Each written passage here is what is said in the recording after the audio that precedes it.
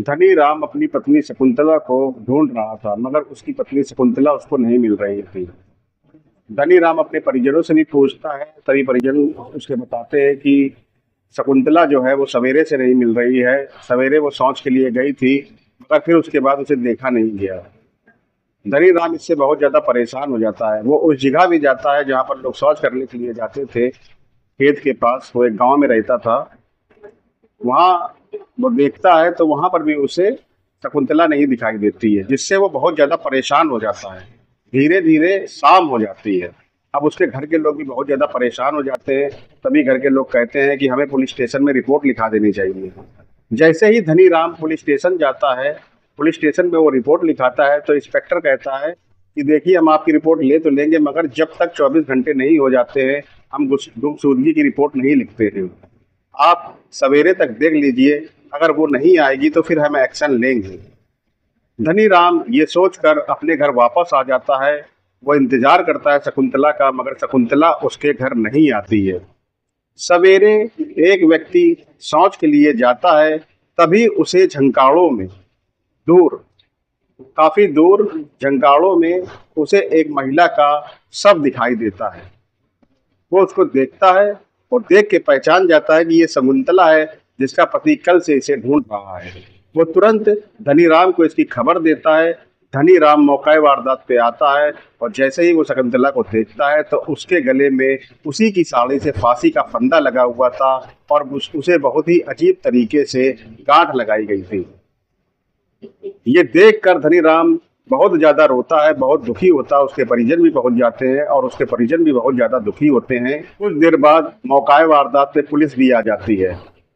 Police इस चीज का परीक्षण करती है, देखती है कि उसको किसने मारा होगा, मगर अज्ञात मुजरिम का, जिस मुजरिम ने उसको मारा था, उसका कोई अता पता नहीं था।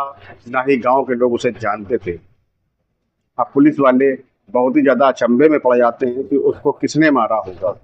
तभी वो धनीराम से इसकी सारी जानकारी लेते हैं। धनीराम सब बताता है कि सर, मैं कल शाम को भी पुलिस स्टेशन गया हुआ था, जहां पर पुलिस वालों ने मेरी रिपोर्ट तो लिखी, मगर ये कहा कि हम 24 घंटे के अंदर कुछ नहीं कर सकते हैं। और सवेरे ही इस व्यक्ति ने मेरी पत्नी को यहाँ झंकाड़ों में देखा। हम लोगों ने कल बहुत ढूंढने की कोशिश करी थी, मगर मेरी पत्नी नहीं मिली थी, मगर इस शख्स ने यहाँ पर देख लिया और हमें तुरंत खबर कर दी। पुलिस वाले बहुत ही ज्यादा अचंभित थे। तभी उनमें से एक पुलिस इंस्पेक्टर देखता है, उस बॉडी को देखता है जो कि महिला की पड़ी हुई थी।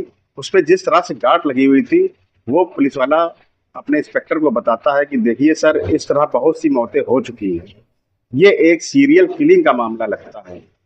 ये सुनकर पुलिस वाले थोड़े से चौंक जाते हैं, क्योंकि सीरियल किलर को ढूंढना इतना आसान नहीं है। दोस्तों, आज मैं जो आप लोगों को घटना बताने जा रहा हूँ, वो घटना बरेली की है, मगर मैंने इसमें लोगों के नाम बदल दिए हैं। मैं नहीं चाहता हूँ कि किसी की भी भावनाओं में कोई ठेस आए या किसी की भावना में कोई ठेस पहुंचे, इसलिए मैंने नाम बदल दिए हैं। मगर कहानी मैं आप लोगों को पूरी सच्ची बता रहा हूँ। ये कहानी बरेली की है। बरेली के एक गांव की, एक गांव क्या, पूरे 250 गांवों की है, जहां पर पिछले 3 सालों से दर्जनों हत्या हो चुकी थी, जिसके कारण पूरे गांव के लोग बहुत ज्यादा डरे हुए थे और बहुत ज्यादा परेशान थे। उसी इन हत्याओं में एक हत्या शकुंतला की भी हो जाती है, जो कि धनीराम की पत्नी थी।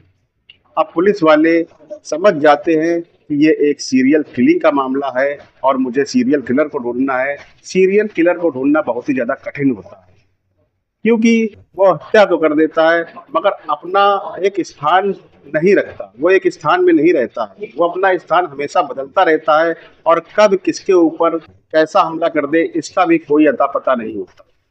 इसलिए सीरियल किलर को ढूंढना बहुत ही ज्यादा कठिन हो जाता है।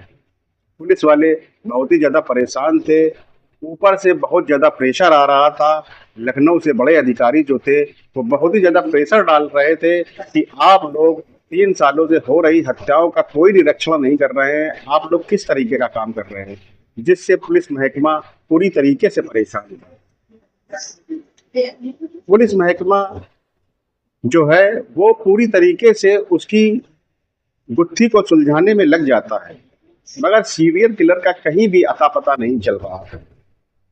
वो गांव गांव जाते, पूरे 250 गांवों में उसे एक सीरियल किलर को ढूंढना था, और ये भी नहीं पता था कि वो यहीं पर है या कहीं और चला गया है। इसका भी किसी को कोई पता नहीं था। अब वो लोग बहुत ही ज्यादा परेशान थे, मगर सीरियल किलर का कोई अता पता नहीं था।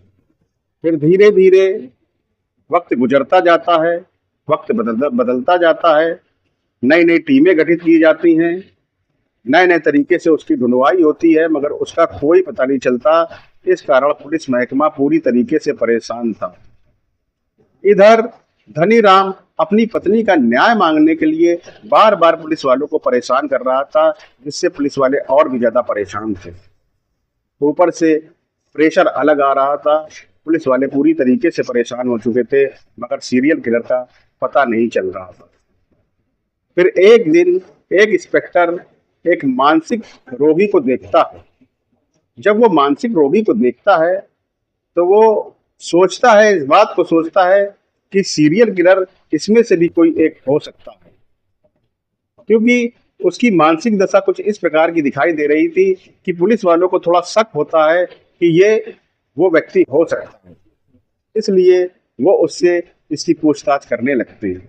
अब वो मानसिक व्यक्ति पुलिस वालों को बताता था, वो तो वैसे ही मानसिक व्यक्ति था, इसलिए वो पुलिस वालों को बताता है कि हाँ, मैंने ही हत्या करी है, मैंने ही शकुंतला को मारा है। जब बड़े अधिकारी वहां पर आते हैं तो वो अपने छोटे अधिकारियों से ये कहते हैं कि तुमने किसको पकड़ लिया है, ये एक मानसिक रोगी है। तुम नहीं जानते मीडिया का पावर कितना होता। अगर उन्हें पता चलेगा कि हमने एक पागल को पकड़कर उसे मुजरिम बना दिया है तो हमारे ऊपर बहुत ही ज्यादा एक्शन हो जाएगा। मगर छोटा अधिकारी अपने बड़े अधिकारी से ये कहता है कि सर, आखिर हत्या कोई भी कर सकता है, क्यों ना ही ये एक पागल है, हत्या कोई भी कर सकता है। अच्छा, अब जब छोटा अधिकारी ये कहता है कि सर, इसने जुर्म को बोला है और इसने कहा है कि मैंने ही हत्या करी है और मैंने ही शकुंतला को मारा है, तो आप इस पर विश्वास क्यों नहीं करते। खैर, बड़े अधिकारी थोड़ा सोचने पे विवश हो जाते हैं और फिर वो यही सोचते हैं कि चलो किसी पुतले को मंगाकर इसके साथ एक परीक्षण किया जाए। जैसे ही वो पुतले को लाते हैं और कहते हैं कि तुम इसे मार के दिखाओ, वो मानसिक रोगी पुतले को देखता है तो पहले तो कुछ नहीं करता, क्योंकि वो एक मेल पुतला था। वो कुछ भी उसके साथ एक्शन नहीं करता, जिससे पुलिस अधिकारी यही सोचते हैं कि यार, ये तो कोई एक्शन ही नहीं कर रहा, ये पागल है, इसने कुछ नहीं किया होगा। मगर छोटा अधिकारी जो था वो बड़े अधिकारी से कहता है कि सर, आप एक फीमेल पुतला मंगाइए, क्योंकि हत्याएं जो हैं वो औरतों की हो रही हैं। फिर एक फीमेल पुतला लाया जाता है। जैसे ही फीमेल पुतला लाया जाता है, वो मानसिक रोगी बहुत ही ज्यादा उत्तेजित हो जाता है और उसको एक दुपट्टा दिया जाता है। उस दुपट्टे में वो जैसे ही फंदा मारता है, जैसे ही गले में फंदा मारता है और उसके बाद जब गांठ लगाता है, तब पुलिस अधिकारियों को ये पता चल जाता है कि इसी ने हत्या करी है और उनको सीरियल किलर मिल जाता है। पुलिस वाले इस बात से बहुत ज्यादा खुश थे कि उनको एक सीरियल किलर मिल गया है, मगर एक मानसिक रोगी इतनी ज्यादा हत्याएं करेगा, इस बात से वो बहुत ज्यादा परे थे। वो नहीं सोच सकते थे कि एक मानसिक रोगी ने इतनी हत्याएं करी होंगी। उसका नाम, मैं नाम यहाँ पर बदल रहा हूँ, उसका नाम सिकंदर था। सिकंदर एक मानसिक रोगी था जो सिर्फ और सिर्फ महिलाओं को मारा करता था और ऐसी जगहों पे मारा करता था जहां पर कोई आता जाता नहीं था। वो सुनसान जगहों पर उन महिलाओं को मारा करता था। अब पुलिस वाले सिकंदर को थाने लाते हैं और वहां उससे महिलाओं को मारने का कारण पूछते हैं। सिकंदर उनको अपनी पूरी दास्तान बताता है। सिकंदर बताता है कि मैं जब बहुत छोटा था तो मेरी माँ गुजर गई थी और मेरे पिता ने दूसरी शादी कर ली थी। मेरी सौतेली माँ ने मुझे बहुत प्रताड़ना दी। मैं जैसे तैसे बड़ा हो गया, फिर मेरे पिताजी ने मेरी शादी कर दी, मगर मेरी सौतेली माँ मुझसे हमेशा दोहरा व्यवहार करती थी। ये सुनकर पुलिस वाले बहुत ही हतप्रभ होते हैं। फिर उसके बाद वो अपनी सारी दास्तान बताता है। कहता है, मेरी शादी हो जाती है, मेरे 2 बच्चे होते हैं, मगर मेरी पत्नी भी मुझे छोड़कर चली जाती है। और मेरी माँ तो वैसे ही मुझे खरी खोटी सुनाया करती थी, जिससे मैं बहुत ज़्यादा परेशान था और मैं औरतों से नफरत करने लगता हूँ। पुलिस वाले समझ जाते हैं कि इसने कत्ल क्यों किए। फिर पुलिस वाले आगे की दास्तान सुनते हैं। वो पुलिस वालों को यही बताता है कि मैं औरतों से बहुत ज़्यादा नफरत करता हूँ।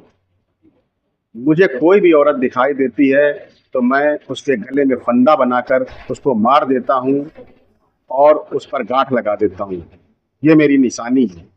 पुलिस वाले कहते हैं कि तो फिर औरतों के साथ क्या करते हैं? जब उनको तुम मार देते हो तो क्या उसके बाद तुम औरतों का रेप करते हो? इससे वो शख्स इनकार कर देता है। कहता है, मैं जब औरतों को मार देता हूँ तो उन्हें मारकर मुझे बहुत ही ज़्यादा खुशी मिलती है। मैं सबको वहीं छोड़कर चला जाता हूँ और जैसे ही मुझे कोई दूसरी औरत दिखाई देती है, पहले तो मैं उसे संबंध बनाने के लिए कहता हूँ, लेकिन अगर वो संबंध नहीं बनाती है तो मैं उसे मार देता हूँ। मारने के बाद मैं उसके गले में फंदा डालता हूँ, फंदा डालकर एक गांठ लगा देता हूँ।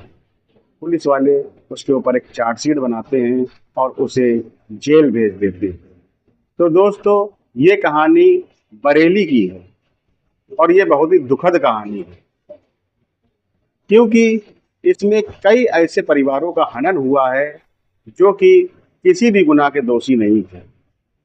उन बेचारी औरतों को जबरन मार दिया गया। एक मानसिक रोगी ने, जो कि एक सीरियल किलर था, उसने उन औरतों को मार दिया जिनमें उनका कोई दोष नहीं था। तो ये घटना बहुत ही विचलित कर देने वाली घटना है। मेरा आप लोगों से बस इतना कहना है कि आप लोग जहाँ भी हों, सुरक्षित रहें और सतर्क रहें। आप लोग अपने आसपास ऐसे मानसिक रोगी को देखें तो तुरंत पुलिस को इन्फॉर्म कर दें। मेरा आप लोगों से बस इतना ही कहना है कि आप लोग सेफ हैं तो सब बढ़िया है।